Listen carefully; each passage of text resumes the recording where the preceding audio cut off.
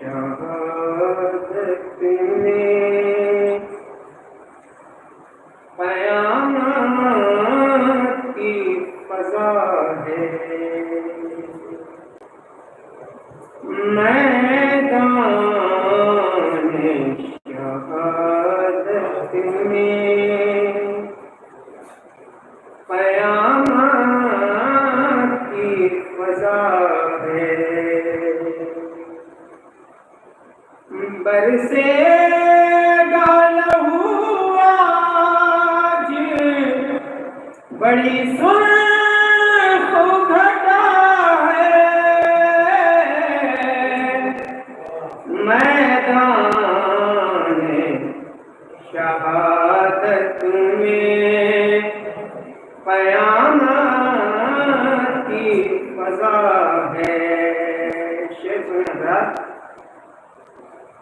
درد دل مظلوم سمجھنے لگی دنیا، درد دل مظلوم سمجھنے لگی دنیا، فیضان ہمیشہ نہیں ہے تو یہ کیا ہے، میدان شہادت میں قیامت کی فضا ہے۔ عباس کے رایت میں بندھی مشک سکینہ، عباس کے رایت میں بندھی مشک سکینہ، اسلام کا وہ دل ہے جو تیروں سے چھنا ہے، میدان شہادت میں قیامت کی فضا ہے۔ شعر سنیے پڑھا، دیتا تھا تحت بھی امت کو دعائیں، دیتا تھا تحت بھی امت کو دعائیں، فرزند محمد تیرا دل کتنا بڑا ہے، میدان شہادت میں قیامت کی فضا ہے، بے جرم و خطا شے کا گلا کاٹنے والے، بے جرم و خطا شے کا گلا کاٹنے والے،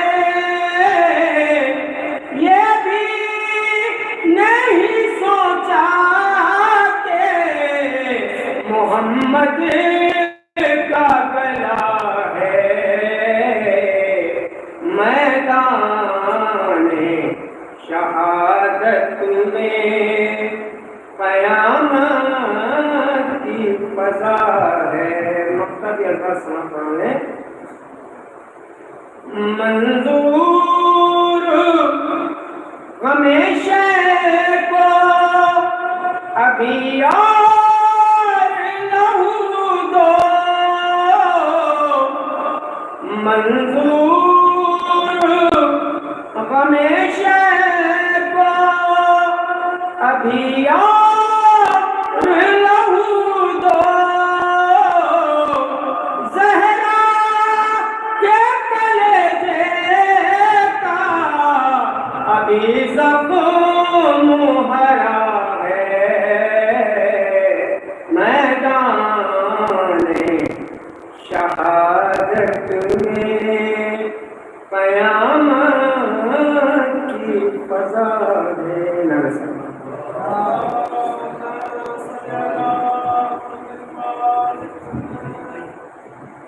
مجھے امام زمانہ کے لیے بآواز بلند سلوات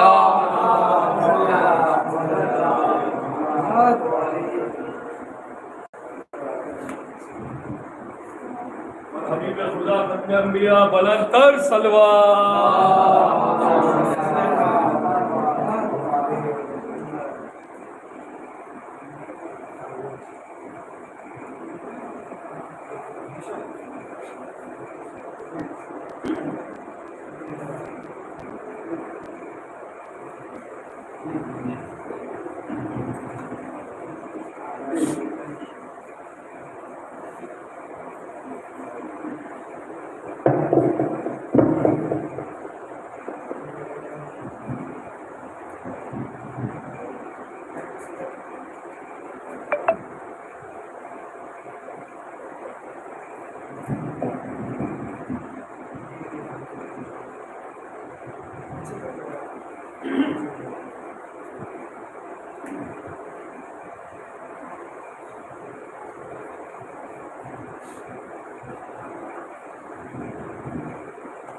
رحم اللہ من قال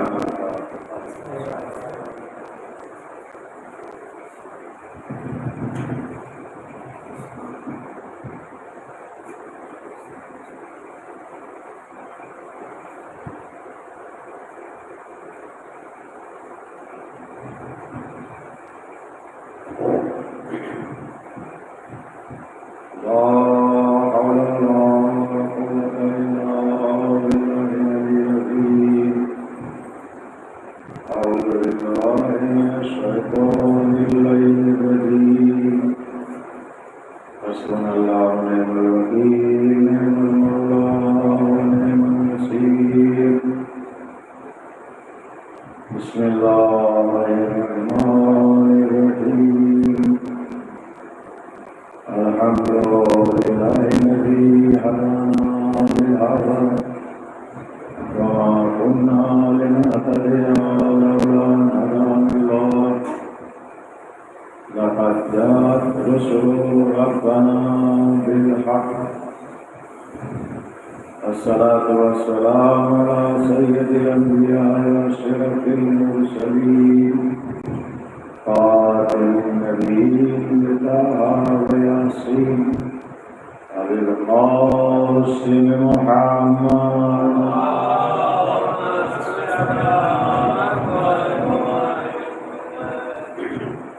ثم الصلاة على غير الطيبين الطاهرين المعصومين المطهرين المنتجبين المسلومين الغر الميامين ولعنة الله على أعدائهم وغاصب حقوقهم أجمعين.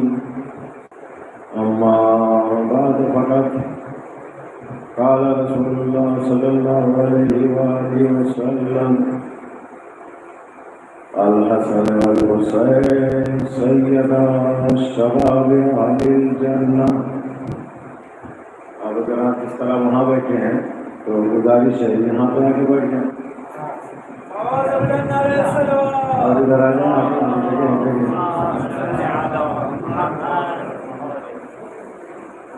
دیکھیں جب گفتگو میں آمنا سامنا ہوتا ہے تو دونوں طرف کے لوگوں کو اس میں اچھا لگتا ہے.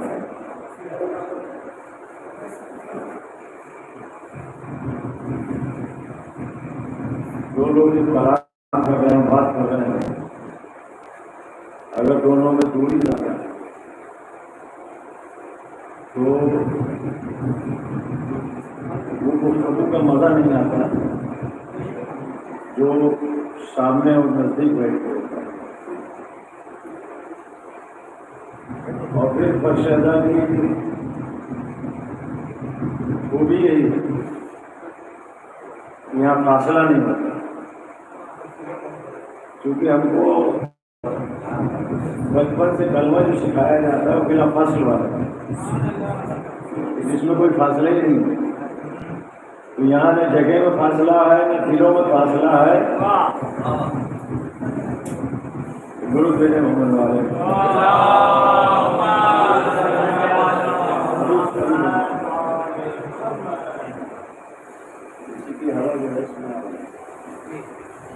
نعرے حیدری،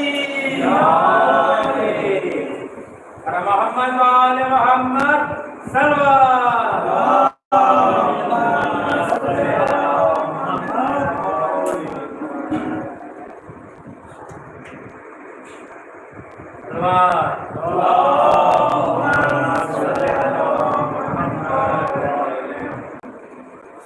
جیسے کہ ابھی آپ لوگوں نے بھی سنا شاید، کیونکہ ایک کے بعد ایک پروگرام لگے، لہٰذا 30 منٹ ملا ہے. اس 30 منٹ میں فضائل و مسائل دونوں پہنچانا ہے. تو انشاءاللہ میں کوشش کروں گا کہ جلدی جلدی منزل تک پہنچے. سوچ کے تو بہت کچھ آیا تھا، لیکن وقت نہ ہونے کی وجہ سے میں نے اپنا عنوان بدل دیا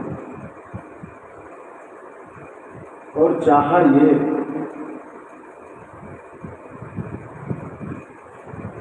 کہ جناب قاسم علیہ السلام کا پورا تعارف کروا دیا. اس لیے کہ مسجد میری رسالۃ اللہ میں وہ پورا واقعہ آپ کے سامنے ہے کہ ممبر کو تشریف رکھتے تھے، خطبہ ارشاد فرما رہے تھے اور سامنے سے امام حسین علیہ السلام اندر آنے لگے تو دروازے پہ پیر ربا کے دامن میں الجھا. تو رسول اللہ نے کسی اور سے نہیں کہا کہ جاؤ بیٹے کو اٹھا لو، نواسے کو اٹھا لو، بلکہ بنفس نفیس گئے، خطبہ چھوڑ کے گئے، ممبر سے اتر کے گئے اور اس کے بعد میں حسین کو آغوش میں لے کے آئے اور لانے کے بعد ممبر کے اوپر بیٹھ کے بالکل وہی سیم پوزیشن جو غدیر قوم میں تھی، آگے علی تھے، پیچھے رسول تھے، یہاں بھی آگے حسین تھے، پیچھے رسول تھے. رسول اسلام نے ارشاد فرمایا یہ حسین ہے، اس کو پہچان لو. اب یہاں پر ایک سوال ہے، بات آگے بڑھاتے ہیں. کیا مسجد میں جو لوگ بیٹھے تھے، جو رسول کا کلمہ پڑھتے تھے، وہ نہیں جانتے تھے حسین کون ہے؟ کون ایسا مسلمان تھا مدینے کا جو حسین کو نہ جانتا ہو؟ اب جب حسین کی پیدائش کے وقت آسمان سے لاکھوں کروڑوں جب فرشتے زمین پر آنے لگے تو دنیا کے ہر گوشے میں خبر ہو گئی کہ کوئی ایسا آیا ہے جو زمین پہ بیٹھ کے آسمان پہ حکومت کرتا ہے.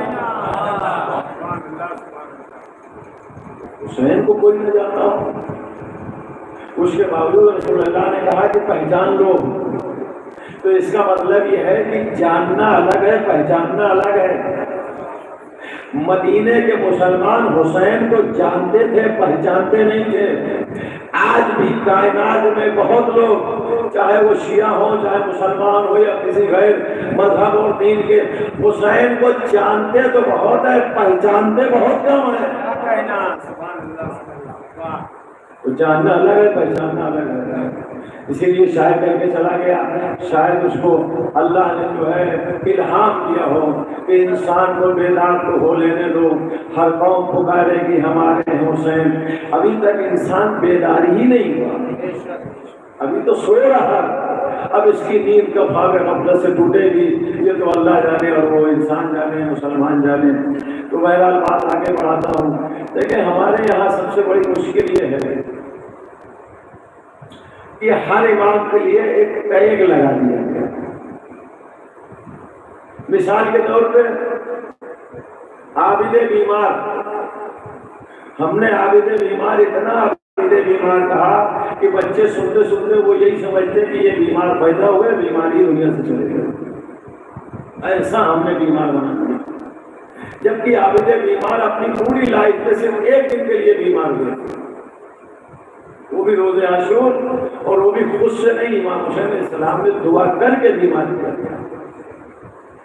اس لیے کہ وہ مصلحتیں سب تھی کہ اگر وہ بیمار نہیں ہوتے تو حج کو جہاد واجب ہوتا، اور جہاد واجب ہوتا، اور چونکہ وہاں سب کی شہادت طے تھی لہذا امامت کا سلسلہ شاید منقطع ہوتا یا کم سے کم امام بڑھکر آ کہتے، لیکن کم سے کم کچھ وقت کے لیے، کچھ سال کے لیے یہ ٹھہر جاتا اور رک جاتا. تو وہ ساری باتیں مسئلے الگ ہیں. اسی طرح امام حسن علیہ السلام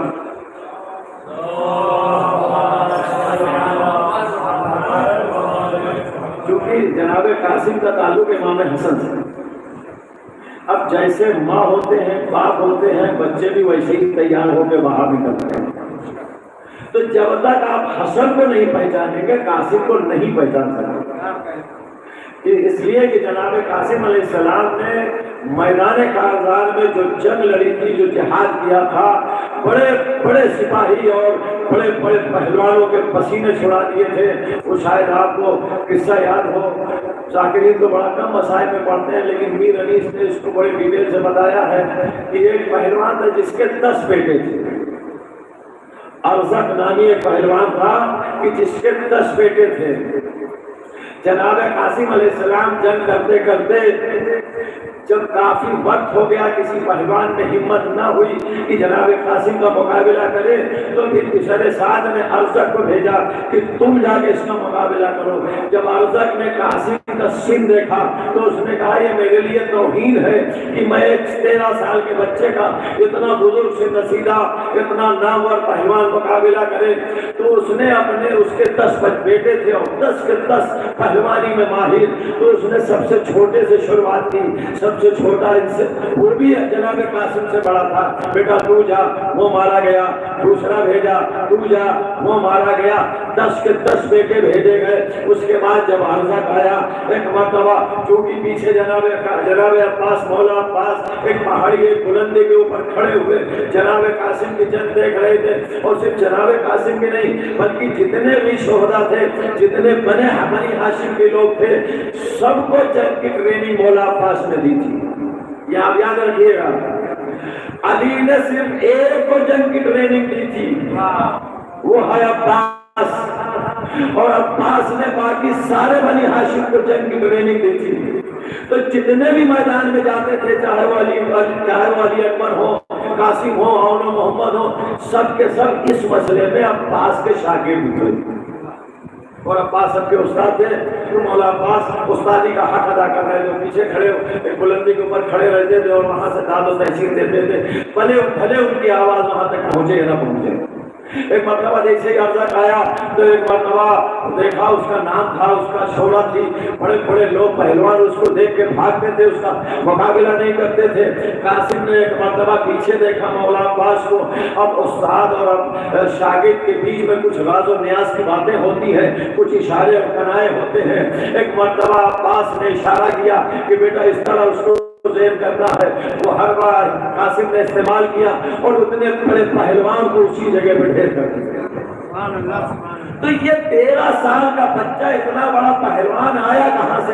اس لیے کہ تاریخ میں ہر جگہ لکھا بھی یہی ہوتا ہے پڑھا بھی یہی جاتا ہے کہ حسین جنگجو تھے اور امام حسن علیہ السلام صلح پسند تھے. گوشہ نشینی اختیار کرتے تھے. جنگ سے کوئی تعلق نہیں تھا. جنگ کو پسند ہی نہیں کرتے تھے. یہ ایک ایسا ٹیگ لگا دیا گیا. ایک بھائی جنگ کو پسند کرتا تھا اور ایک بھائی صلح کو پسند کرتا تھا. جبکہ ایسا نہیں ہے. اگر حسن کے زمانے میں حسین ہوتے تو حسین صلح کرتے. حسین کے زمانے میں حسن ہوتے تو حسن جنگ کرتے. رسول اسلام کی حدیث ہے حاضان امامان قاما اٹھاتا. یہ ہمارے دونوں فرزند دونوں نواسے دونوں بیٹے یہ امام ہیں. چاہے صلح کریں چاہے جنگ کریں یہ حالات کا تقاضا ہوتا ہے. اور یوں کہا جائے کہ جس طرح سے امام حسین علیہ السلام نے جنگ کر کے دشمن کو باطل کو زیر کیا تھا امام حسن نے صلح کر کے دشمن و باطل کو زیر کیا تھا. اس لیے کہ امام حسن علیہ السلام اپنے زمانے سے انہوں نے کربلا اور امام حسین علیہ السلام کی شہادت کا سارا میدان تیار کیا. سنو امام حسن علیہ السلام میں وہ لگی ہوئی تھی کہ معاویہ تو اپنے بعد یزید کو اپنے بیٹے یزید کو اپنا جانشین نہیں بنائے گا. یعنی امام حسین علیہ السلام نے تو یہی سے ساری جڑیں کاٹ دی تھی کہ اب جو یزید اگر آئے تو پھر کوئی بھی مسلمان اس کو حق کی حکومت نہ کہے اور یہ نہ کہے کہ یہ اس کا حق تھا. اس لیے کہ صلح میں لکھا تھا یہ تیرا بیٹا تیری جگہ نہیں آ سکتا. امام حسن علیہ السلام تو بہت پہلے یزید کی حکومت کو باطل بنا کے رکھ دیا تھا. امام حسن علیہ السلام نے لکھ کے بتایا, حسین نے کر کے بتایا. ایک درود بھیجے محمد علیہ.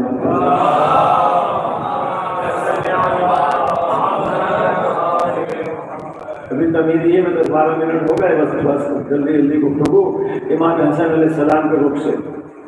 یہ کہنا غلط ہے کہ امام حسن علیہ السلام سلو پسند تھے, نہیں, جیسے حالات ویسا عمل. امام حسن علیہ السلام سے بڑی جنگیں کس نے کی ہے؟ امام حسن علیہ السلام زیادہ شجاعت و بہادری کس نے دکھائی ہے؟ اب میں ایک دو خالی نمونے آپ کے سامنے پیش کرتا ہوں تاکہ جناب قاسم کی شجاعت سامنے آ سکے. امام مولا کائنات صفین کے لیے جا رہے ہیں, راستے میں پتہ چلا کہ جنگ جمل جو ہے وہاں پہ تیار ہے. تو مولا نے کہا اگر آگے بڑھ گئے تو یہ سب پیچھے سے بڑا خطرناک خطرے والے کام ہو جائے گا, لہٰذا پہلے ان کو نپٹاؤ, بعد میں آگے چل گئے.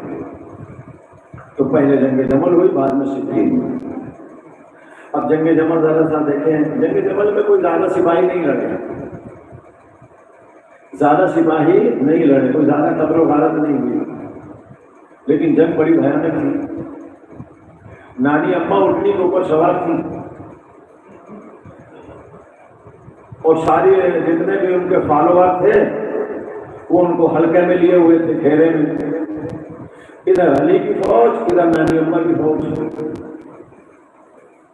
سارے مسلمان پریشان کہ ہم جائیں تو کدھر جائیں, ادھر رسول کا بھائی ہے, داماد ہے, ادھر بیوی ہے, بیوی کی طرف جائیں تو ان کی مخالفت, اور علی کی طرف جائیں تو ان کی مخالفت. ارے بڑا قیامت کا منظر تھا, لوگ فیصلہ نہیں کر پا رہے ہیں کہ کیا کریں.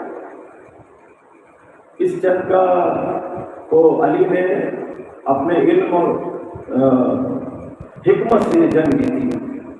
اگر ادھر بھی میدان سجا دیا جاتا ادھر تو میدان سجا ہی تھا.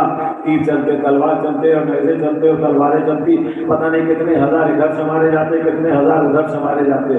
علی نے کیا دیکھا, یہ پوری جنگ جو سامنے کا لشکر ہے یہ اٹھنی کے اوپر رکا ہوا ہے.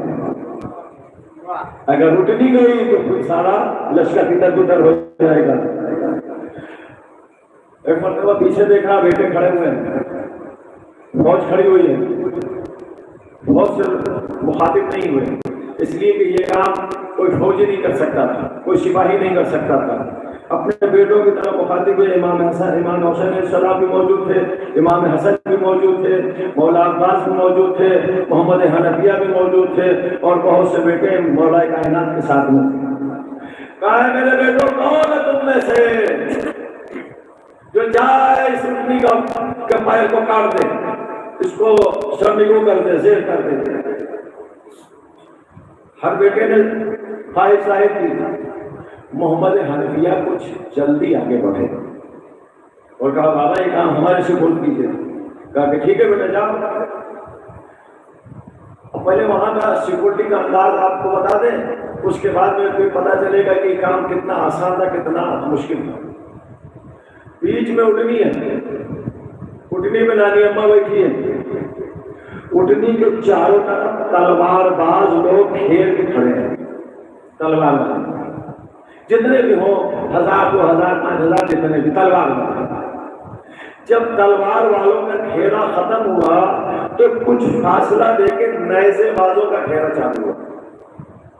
نیزے والے بھالے والے نیزے والے لوگ کھڑے ہوئے. اب ان کی جو بھی تعداد ہو, وہ نیزے والے اٹھنی کو چاروں طرف گھیر کے کھڑے کہ کوئی بھی اندر جا نہیں سکتا. اندر جائے تو پہلے ان سے مقابلہ کرے, ان کو اگر زیر کرے تو تلوار والوں سے مقابلہ کرے. 2 لیئر سیکورٹی. جب نیزے بازوں کی جو ہے وہ ختم ہوئی تو تھوڑے فاصلے سے تلوار کے تیر والے کھڑے ہوئے, تیر کمان والے. لیکن تینوں کا اپنا الگ الگ کام تھا. تلوار 2 سے 2.5 فٹ ہوتی ہے, تو تلوار سے وہی لڑے گا جو بہت نزدیک آ گیا. نیزہ انسان کے قد و قامت کے حساب سے آج کا قد ہے تقریباً 6 فٹ, پونے 6 فٹ. اس وقت کا قد عام طور سے 10 سے 12 فٹ تھا. تو 10-12 فٹ کا نیزہ یعنی جب 12 فٹ کے اوپر کوئی آتا تھا تب مقابلہ ہوتا. اس کے بعد کے تیر انداز تیروں کی رینج لمبی ہوتی ہے، لہذا جیسے ہی دشمن چلے ادھر سے تیروں سے اس کو روک دیا جائے. جب یہ 3 لیئر سیکورٹی کی توڑی جائے گی تب کوئی اٹھنی تک پہنچ سکتا تھا. یہ معمولی کام تھا. چاروں طرف سے ہزاروں تیر انداز، چاروں طرف سے ہزاروں نیزے باز، چاروں طرف سے ہزاروں تلوار باز. جیسے ہی کوئی ادھر سے سامنے کے لشکر سے ادھر داخل ہونا چاہتا تھا ایک ساتھ کئی ہزار تیر چھوڑے جاتے تھے. کئی ہزار تیر نہیں جاتے تھے، تیروں کی بارش ہوتی تھی. اب ایسے حالت میں ایسی پوزیشن میں اگر کسی کو داخل ہونا ہے انٹر ہونا ہے تو ظاہر سی بات ہے اپنے وہ ساری چیزیں لے جس سے تیروں کو روکا جا سکے. تو کبھی بھی یہ اس خانوادے نے زرہ پہنی ہی نہیں. لوگ کہتے ہیں علی نے زرہ نہیں پہنی، میں کہتا ہوں کہ علی کے بچوں نے کبھی زرہ نہیں پہنی بغیر زرے کے جو ہے جنگ کیا ہے. اس لیے کہ زرہ وہ پہنتا ہے کہ جس کو یہ خطرہ ہوتا ہے کہ تلوار کا وار لگ جائے گا. ان کے سامنے جو کوئی آتا تھا اتنا بڑا پہلوانی نہیں ہوتا تھا کہ اس کا وار ان کے بدن تک چھو جائے، تو ان کو زرہ والا کی ضرورت نہیں ہوتی. اب جس نے کبھی زرہ پہنی نہ ہو، زرہ بنائی بنوائی نہ ہو، زرہ ہو نہ، اور یہاں زرہ کی ضرورت پڑ گئی چونکہ تلوار تیر چل رہے ہیں تو کوئی ایک زرہ لا کے جناب محمد حنفیہ کو دی گئی جو انہوں نے پہنا تو ان کے سائز سے بڑی تھی. جناب محمد حنفیہ کی طاقت تھی، کسی لوہار کو بنانے کی ضرورت نہیں ہوئی کہ لوہار آئے وہ لوہے کی طرح ہوتی تھی لکڑیاں کہ اس کو کاٹے اور اس کے بعد میں وہ فٹ کرے اور پھر جائے.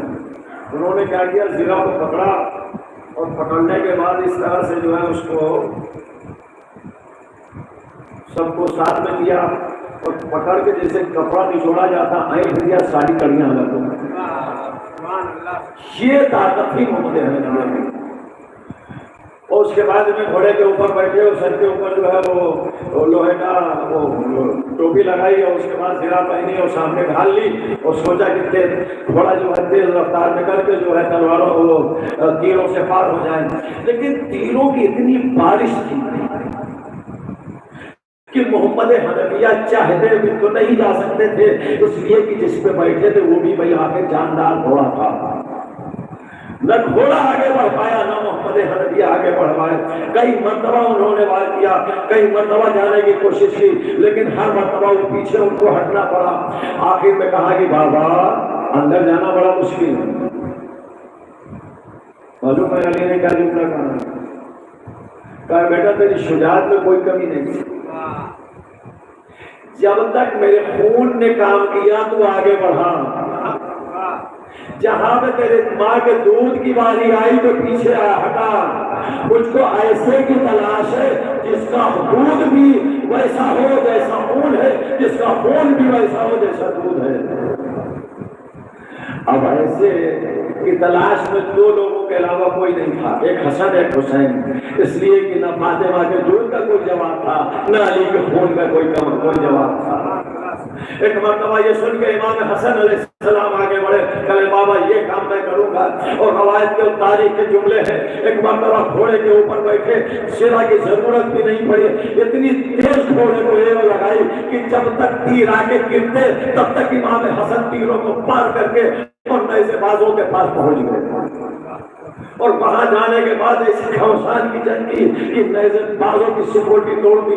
اس کے بعد اور آگے بڑھے، ایسی جنگ کی کہ تلوار بازوں کی سکوٹی توڑ دی اور اس کے بعد اٹھنی کے پاس پہنچ گئے اور پچھلا ایک پیر کاٹ دیا. جیسے ہی پیر کاٹا یہ سپاہیوں نے کندھے پہ اٹھنی کو اٹھا لیا.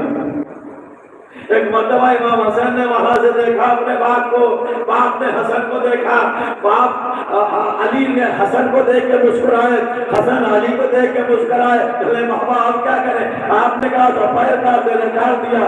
ایک مرتبہ علی نے اشارہ کیا، بیٹا باہر نکلو، گھوم کے جاؤ، چکر مارو، دوسرا پیر کاٹو، پھر دیکھیں گے کیسے لیتے ہیں. اب دیکھیے امام حسن علیہ السلام کو شجاعت، جانے میں جو جنگ کرنا پڑی، آنے میں اس سے زیادہ خطرناک جنگ تھی، اس لیے کہ گھر چکے تھے۔ گھرا ہوا انسان باہر نکلنے کے لیے اور زیادہ اس کو جنگ کرنے کی ضرورت پڑتی ہے، شجاعت کی ضرورت پڑتی ہے۔ اس گھیرے کو توڑ کے باہر نکلے، باہر نکلنے کے بعد پھر واپس ایسے گھوم کے گئے دوسرے پیر کی طرف، پھر سے دوبارہ جنگ کر کے سیکورٹی کی لیئر توڑ کے اور اندر گھسے۔ اس کے بعد اٹھنی کا دوسرا پیر کاٹا، جب دونوں پیر کٹے اٹھنی سنبھالنا بھائی، نانی اماں نیچے آئی تو ختم ہو گئی۔ یہ نام حضرت علیہ السلام کی جنگ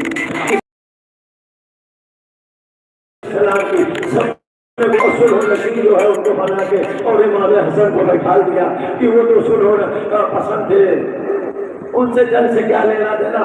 اگر کربلا میں امام حسن ہوتے تو جنگ نہ ہوتی، کس نے کہا جنگ نہیں ہوتی؟ امامت کی اپنی کوئی مرضی نہیں ہوتی۔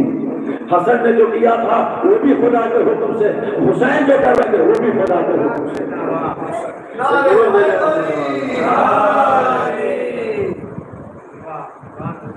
ایک اور ضرورت بھیجے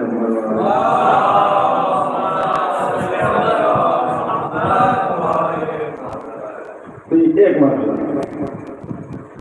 دوسرا مرحلہ مولانا کائنات کے بعد میں دو تین مثالیں پیش کر سکتا ہوں، لیکن بس ایک مثال اس لیے کہ وقت ختم ہو رہا ہے۔ جب امام حسن علیہ السلام کے ہاتھ سے مسلمانوں نے بیعت کی تو وہ جو جنگ صفین ہار چکا تھا، اپنی چال بازیوں سے، مکاریوں سے، عیاریوں سے، اس نے ایک مرتبہ پھر سر اٹھایا۔ اس نے سوچا علی نہ رہے اب جتنا آسان ہو جائے گا۔ امام حسن علیہ السلام نے جواب دیا، ایک نابکار، تجھے نہیں معلوم علی کے جانے کے بعد نہ تو علی کا وارث کم ہوا، نہ علی کو ذوالفقار غائب ہوئی، ذوالفقار بھی وہی ہے، ہاتھ بھی وہی ہے۔ اور اس کے بعد میں فوج جمع کی اور جمع کر کے عبید اللہ ابن عباس کے سالاری میں فوج بھیجی۔ وہ سارا پورا ایک طولانی واقعہ ہے، اور وہاں پہ وہ فوج کے سپہ سالاروں کو خریدا گیا اور ان کو بہکایا گیا، بیوقوف بنایا گیا، عبید اللہ کو دھوکے سے قید کیا گیا اور ان کے اوپر بکنے کا الزام لگا کے اور ساری فوج جو ہے وہ تتر بتر ہو گئی۔ اب امام حسن علیہ السلام جب گئے تو 75% فوج پہلے سے تھی وہ تتر بتر ہو گئی، صرف 25% فوج امام حسن کے ساتھ تھا۔ اس کے باوجود امام حسن علیہ السلام نے کہا کہ نہیں، جنگ کے لیے نکلا ہوں تو جنگ کر کے جاؤں گا، بھلے اس میں سے بھی لوگ کم ہو جائیں۔ یہ کسی عام انسان کے بس کی بات نہیں ہے، جس کے سینے میں علی والا کلیجہ ہوگا وہی اس طرح کی شجاعت دکھائے۔ تو امام حسن علیہ السلام نے جنگ کا فیصلہ کیا، اور جنگ کا مارکا گرم ہوا تو باوجود کی مٹھی پر لوگ تھے اور اتنی بڑی شان کی فوج تھی، ایک سے ایک جاہل، نوار، خوخار اور کیسے کیسے لوگ اس کی فوج میں تھے۔ جتنے بھی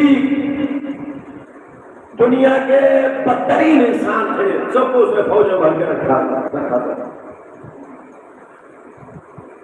شعورمند انسان ہوتا ہے، عقل مند انسان ہوتا ہے، پڑھا لکھا ہوتا ہے، تو جو بھی کام کرتا ہے وہ عقل کے دائرے میں کرتا ہے۔ جاہل، گنوار، بدتمیز، جس کو کچھ نہ آتا جو وہ کام کرتا ہے، جو جنگلی والا کام کرتا ہے، تو اس کو اشارہ کر دیا گیا چیر کھاڑ پھاڑ کا ختم کر۔ نہ وہاں کوئی قاعدہ ہے، نہ قانون ہے، نہ اللہ ہے، نہ رسول ہے، نہ شریعت ہے کچھ نہیں۔ تو اس نے ایسے لوگوں کی فوج میں بھرتی کی۔ اس کے باوجود امام حسن علیہ السلام نے شام کی فوج کو پسپا کیا، اور پسپا کرنے کے بعد میں وہ منظر آیا ادھر ان کے بھی سارے جتنے بھی کرنل جنرل تھے، ان کے سپہ سالار وہ بھی سارے سب جو ہے وہ خریدے جا چکے تھے، سب بکے ہوئے تھے۔ خود امام حسن علیہ السلام کے ساتھ جو ان کا ساتھی جنگ کر رہا تھا ایسا بکا کہ جنگ کرتے کرتے موقع پا کے امام حسن کے پہلو پہ خنجر مار دیا۔ خنجر کھانے کے بعد، زخمی ہونے کے بعد بھی امام حسن علیہ السلام نے میدان نہیں چھوڑا۔ یہ ہے امام حسن علیہ السلام کی جنگ۔ خدا کی قسم اگر کہیں دونوں بھائی کربلا کے میدان میں جمع ہو جاتے تو پوری دنیا اگر یزید کا لشکر بن جاتی تو کوئی حسین و حسن کا کچھ نہیں بگاڑ سکتی۔ اب آپ اندازہ لگائیں، میں نے صرف 2 مثالیں پیش کی ہے امام حسن کی شجاعت کی۔ جس کا باپ اتنا بڑا شجاع ہو، اس کے بیٹے سے کیا امید کی جا سکتی ہے؟ جس طرح علی کے بیٹوں سے یہ امید ہے کہ علی جیسے شجاع ہو، اسی طرح حسن کے بیٹے سے بھی یہ امید تھی کہ حسن کی طرح شجاع ہو۔ شاید یہی وجہ ہے امام حسن علیہ السلام نے اپنا ایک جانشین، اپنا ایک نمائندہ کربلا کے لیے تیار کیا۔ علی نے اپنا جانشین تیار کیا عباس کی شکل میں، عقیل نے اپنا جانشین تیار کیا مسلم کی شکل میں، امام حسن نے اپنا جانشین تیار کیا قاسم کی شکل میں۔ جب امام حسن علیہ السلام اس دنیا سے جا رہے ہیں، اسے زہر دیا گیا اور شہادت کی منزل آئی، اس وقت جناب قاسم کی عمر صرف 2 سال ہوئی، کیونکہ اس کو امام حسن علیہ السلام کی شہادت پڑھنا نہیں ہے اور وقت بھی اتنا نہیں بچا۔ بس آخر کا یہ شہادت کے وقت کا یہ واقعہ سن لیجیے کہ جب آخری وقت آ گیا تو امام حسن علیہ السلام نے اپنے تکیہ کے نیچے سے ایک کاغذ نکالا۔ یہ تکیہ کے نیچے سے رکھا ہوا کاغذ نکالنے کا مطلب تھا کہ امام حسن بہت پہلے لکھ چکے تھے۔ نکالنے کے بعد اس کو ایک تعویذ کی شکل میں موڑا اور موڑنے کے بعد ایک کپڑے میں اس کو باندھا اور باندھنے کے بعد امام حسن کے گلے میں لٹکا دیا۔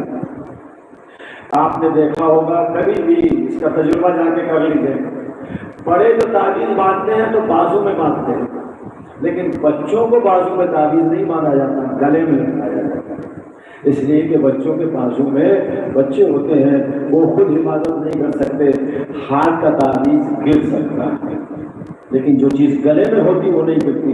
تو جب تک حضرت قاسم جو ہے ناسمجھ تھے، 55 کی منزل تھی، وہ تعویذ گلے میں تھا۔ جب سمجھدار ہوئے تو ماں نے پھر وہ تعویذ گلے سے نکال کے بازو میں باندھا، اور یہ تعویذ گلے میں لٹکاتے وقت امام حسن علیہ السلام نے ایک جملہ کہا تھا، بیٹا یہ تعویذ میں تمہارے گلے میں لٹکا رہا ہوں، ابھی تو تم کو ہوش نہیں ہے، 2 سال کے بچے کو اتنے زیادہ تمیز نہیں ہوتی، ہوش نہیں ہوتا، لیکن بیٹا جب تو بڑا ہو جائے گا تو شاید مجھ کو یہاں میری باتیں یاد آئے، اور جب بھی مشکل وقت پڑے اس تعویذ کو کھول کے دیکھیں۔ حضرت یہ جملہ کیوں کہا؟ اس لیے کہ اس جملے کا تعلق اس واقعے کا تعلق کرنا ہے۔ امام حسین جناب قاسم علیہ السلام روز عاشور بار بار امام حسین علیہ السلام کے پاس آتے تھے، چچا مرنے کی اجازت دے دیجیے، چچا جنگ کی اجازت دے دیجیے، چچا میدان کارزار میں جانے کی اجازت دے دیجیے۔ معلوم ہے امام حسین علیہ السلام کے جواب دیتے، بیٹا قاسم تیری ماں کے لیے تیرے باپ کا غم کافی ہے،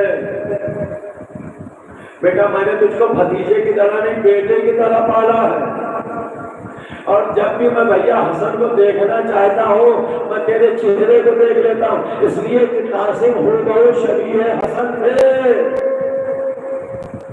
بار بار جناب قاسم، لیکن امام حسین علیہ السلام نے اجازت نہیں دی۔ آخر میں ماں نے اچھا کتنی بار ماں کے سامنا، قاسم تم ابھی تک جنگ کے لیے نہیں گئے، قاسم تم ابھی تک جو ہے اپنے چچا کے اوپر قربان ہونے کے لیے نہیں گئے، ادھر ماں بار بار پوچھ رہی ہے، ادھر حسین اجازت نہیں دے رہے۔ آخر میں کیا ہوا؟ جناب قاسم مایوس ہو گئے، اور آنے مایوس ہونے کے بعد میں سر جھکائے ہوئے آئے خیمے میں، ایک خیمے میں بیٹھے، اور خیمے میں بیٹھنے کے بعد اپنے بابا کو یاد کر کے خوب روئے، خوب پیا کیا۔ ایک تو 3 شب و روز کے پیاسے، وہ 3 روز کی بھوک اور پیاس نقاہت اور کمزوری کے لیے کافی ہوتی ہے، غش میں آنے کے لیے، بے ہوش ہونے کے لیے کافی ہوتی ہے، اس کے اوپر کوئی اگر اتنا گریا کر رہا ہے تو پھر اندازہ لگاؤ۔ قاسم روتے رہے، روتے روتے اچانک آنکھ لگ گئی، اور جیسے ہی آنکھ لگی کیا دیکھا؟ کہ بابا حسن مشتبہ کے سامنے کھڑے ہیں. کہا بیٹا قاسم کیوں رو رہا ہے؟ کہا بابا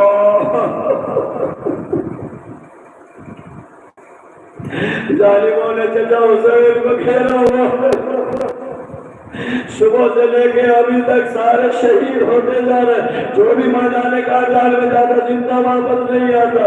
اے بابا میں بار بار گیا اپنے چچا کے پاس کہ چچا قربان ہونے کی اجازت دے دے، میدان میں جانے کی اجازت دے دے، لیکن امام حسین علیہ السلام بار بار منع کر رہے. اے بابا کیا کرے؟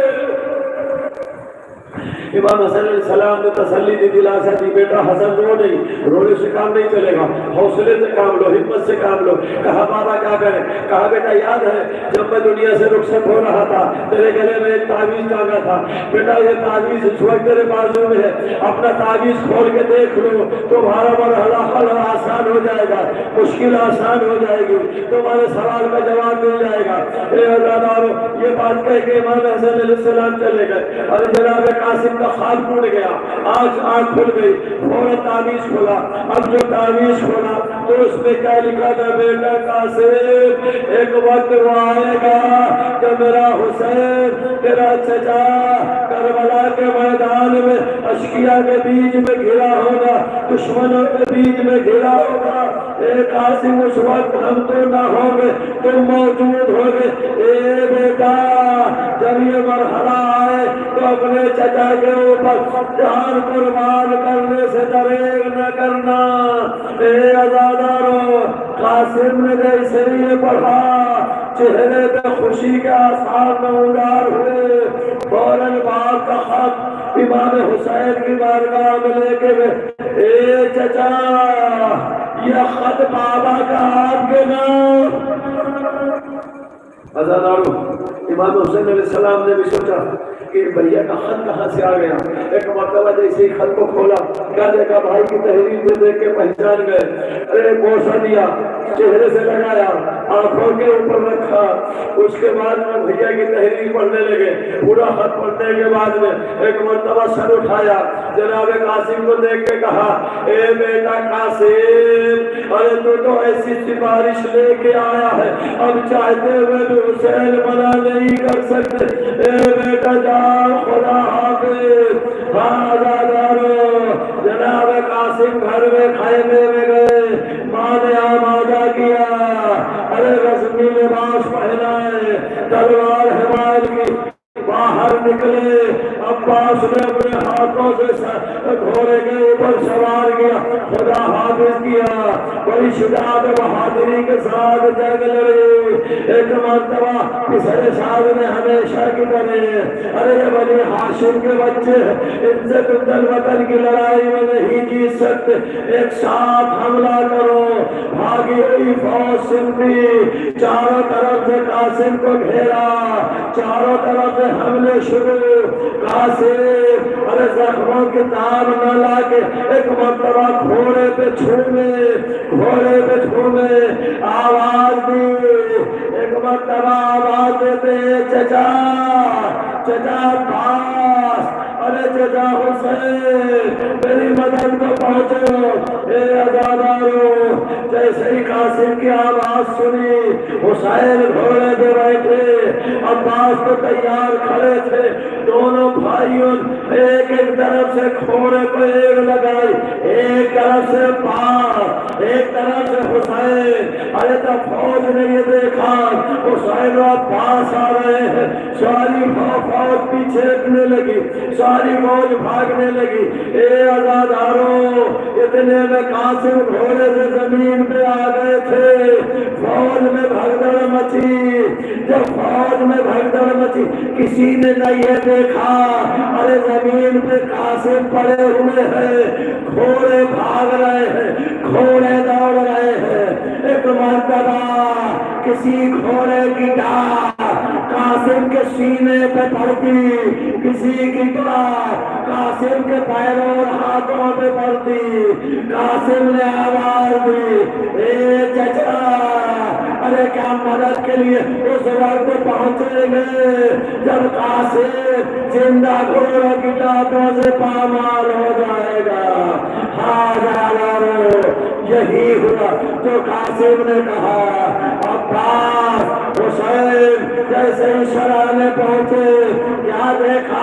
قاسم کا لاشا نظر نہ آیا. ایک دوسرے نے دیکھا، کہا بھیا ارے قاسم کا لاشا کہاں؟ اور جو غور کیا تو کیا دیکھا؟ میدان کربلا میں قاسم کے لاش کے ٹکڑے بکھرے پڑے. ٹکڑے اتنا بکھر چکے تھے کہ قاسم کا لاش اٹھانے کے لائق نہیں تھا. جناب عباس کو حسین نے اشارہ کیا. عباس خیمے میں ایک حسیر لے کے آئے. حسیر چٹائی کو کہتے تھے. چٹائی بچھائی گئی. جتنے بھی لوگ اس وقت موجود تھے سب نے میدان کاروبار سے قاسم کے جسم کے ٹکڑے ایک ایک جمع کر کے اس چٹائی میں سمیٹے ایک کٹڑی جیسی بنائی اور خیمے میں لے کے آئے. ایک مرتبہ بیویوں میں شور ہوا، قاسم شہید ہو گیا. قاسم کا لاش آیا اور جب ماں نے سوچا آخری بار اپنے بیٹے کے چہرے کا دیدار کر لے. اے عزادارو، جس طرح قاسم کی شہادت سارے شہیدوں سے الگ، ارے قاسم کے ماں کا یہ غم بھی سارے شہیدوں سے الگ. اے عزادارو، جو بھی شہید ہوا اس کے وارث نے آخری زیارت اپنے بچے کی، اپنے شوہر کی یا اپنے بھائی کی، لیکن جب قاسم کی ماں نے چاہا بیٹے کا آخری دیدار کر لے. اے عزادارو، لاشا اس لائق نہ تھا کہ ماں اپنے بچے کا چہرہ دیکھ سکے.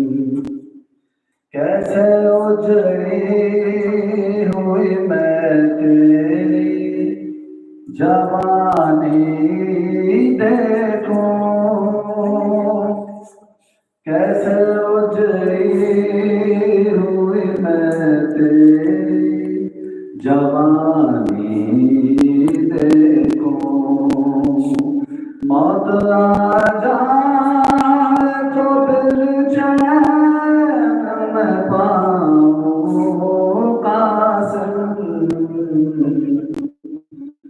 بھولے پروان کہاں تجھے پاؤں حاصل، تجھ سے پہلے میں مر جاتی تو اچھا ہوتا، تجھ سے پہلے میں مر جاتی تو اچھا ہوتا، زندگی بن تیرے اب کیسے بتاؤں قاسم، بھولے پروان کہاں تجھے پاؤں قاسم، مر نہ جائے کہیں شب کی دلہن اس غم میں، مر نہ جائے کہیں شب کی دلہن اس غم میں، تیرے مرنے کی خبر کیسے سناؤں بھولے پروان خواب تجھے پاؤں Qasim.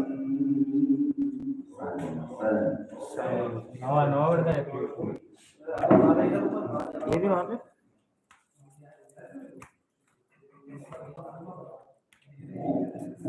Bate şuna tamam tu. İyi de.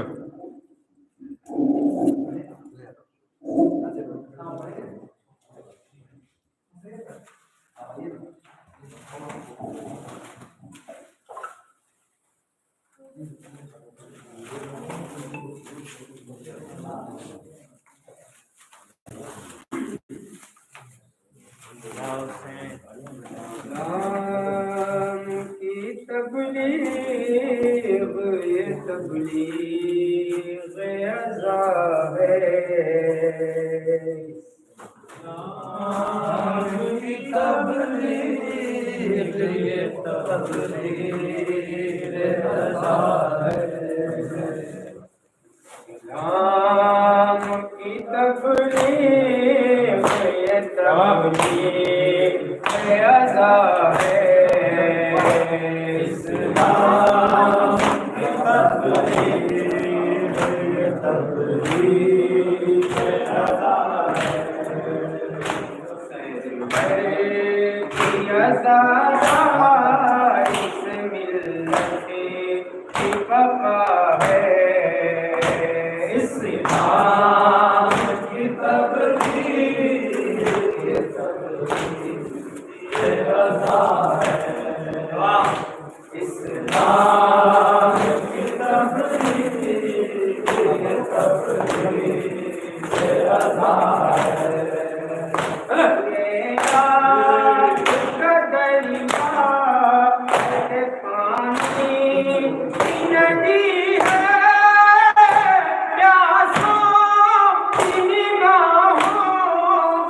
تنہا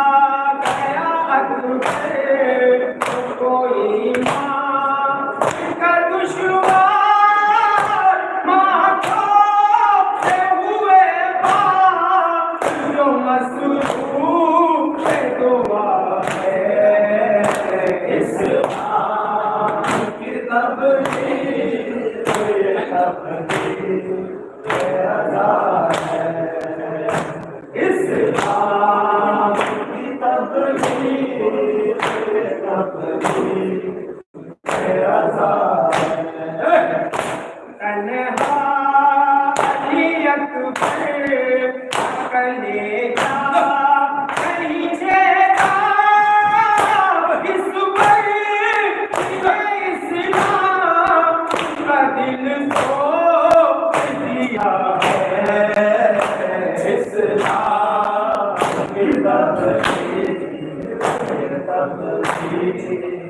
رضا ہے اسلام کی تبلیغ رضا ہے اب چھپ نہیں سکتا یہ آقا کا پرچام یہ باش وطن میں کہیں تاریخ بنا ہے اسلام کی تبلیغ رضا ہے اسلام کی تبلیغ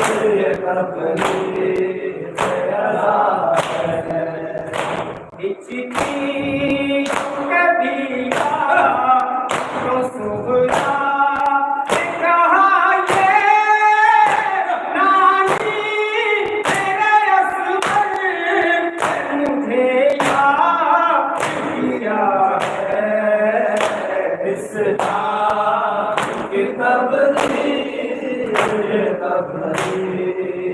رضا ہے اسلام کی تبلیغ رضا ہے یہ داغ منور میرے سینے رہے گا ایک چاند ہے جو ہمیں سر پر ملا ہے اسلام کی تبلیغ رضا ہے اسلام کی تبلیغ رضا ہے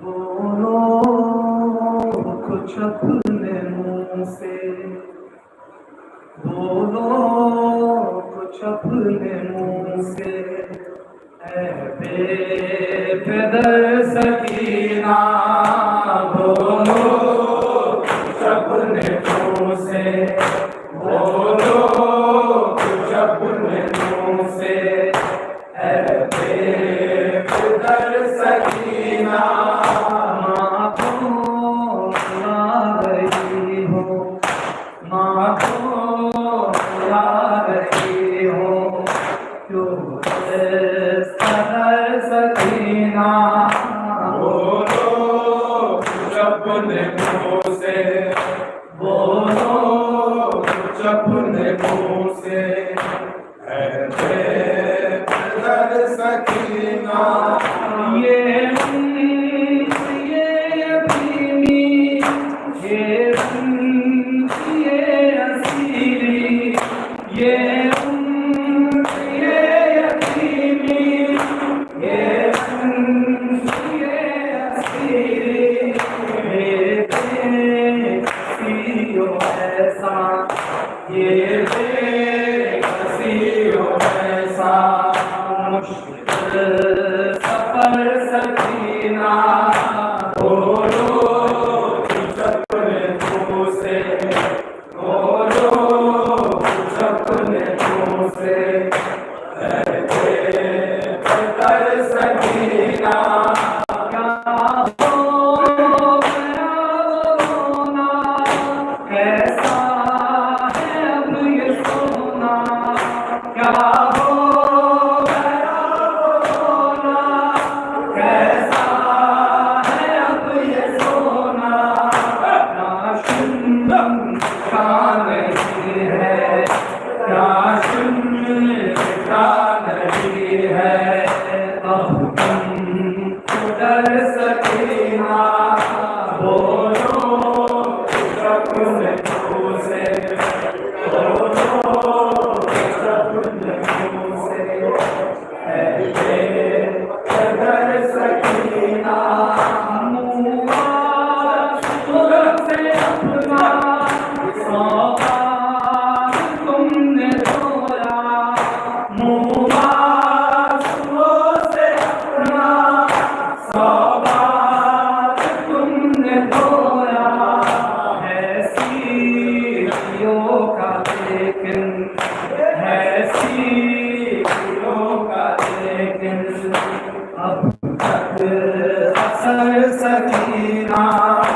بولو کچھ اپنے منہ سے، بولو کچھ اپنے منہ سے، اے در سکینہ پہلا ہاتھ مانو، چلا نہیں ہے اٹھو، پہلا ہاتھ مانو، چلا نہیں ہے اٹھو، سوتا نہیں ہے کوئی، سوتا نہیں ہے کوئی، یوں سکینہ بولو کچھ اپنے منہ سے، بولو کچھ اپنے منہ سے، در سکینہ شوق دل جان آنا، دادی سے بخشوانا، شوق دل جان آنا، دادی سے بخشوانا، رکھتا نہیں وہ کچھ بھی، رکھتا نہیں ہے کچھ بھی، سادے سفر سکینہ بولو کچھ اپنے منہ سے،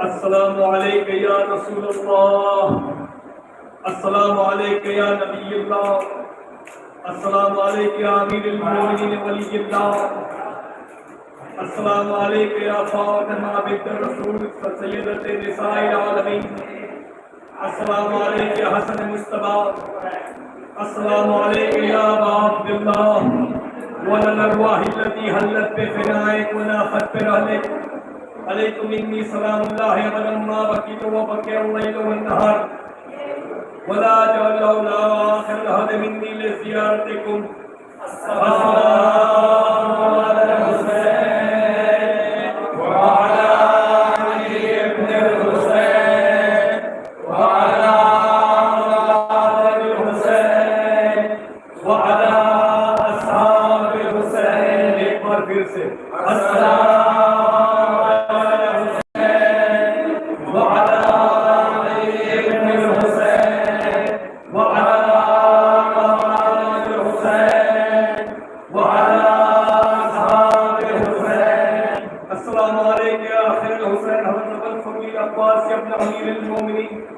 السلام علیکم جمیع شہداء کربلا واسراء کربلا، السلام علیکم ورحمۃ اللہ وبرکاتہ، السلام علیکم یا مولا یا غریب الغربا، السلام علیکم یا معین الضعفاء والفقراء، السلام علیکم یا شمس الشموس وانیس النفوس، السلام علیکم یا مبید الشیعۃ والدوار فی یوم الجزاء، السلام علیکم یا ایھا المغفور برب طوس السلطان یا ابو الحسن یا علی ابن موسیٰ ایھا الرضا، السلام علیکم یا معصوم قم سلام اللہ علیہ، السلام علیکم ورحمۃ اللہ وبرکاتہ، السلام علیکم یا بقیۃ اللہ العظم، السلام علیکم یا مولانا صاحب العصر والزمان، علمان علمان علمان من فتنة الزمان والمکان، السلام علیکم یا خلیفۃ الرحمن، السلام علیکم یا شریک القرآن، السلام علیکم یا امام الانس والجان، عجل اللہ تعالی فرجک وسع اللہ تعالی مخرجک وظہورک وجعلنا من اعوانک وانصارک، السلام علیکم ورحمۃ اللہ وبرکاتہ، بسم اللہ الرحمن الرحیم، اللہم ارزقنا فی الدنیا زیارت الحسین وفی الآخرۃ شفاعت الحسین، اللہم اکتبنا من زوار الحسین وجعلنا من الباقین فی رضاء الحسین، اللہم اشرنا تحت لواء الحسین، اللہم اشرنا فی سنت الحسین، اللہم ادخلنا الجنة من باب الحسین علیہ الصلاۃ والسلام برحمتک یا ارحم الراحمین۔ اہل بیت علیہ السلام کی تمام قاتلوں اور دشمنوں پر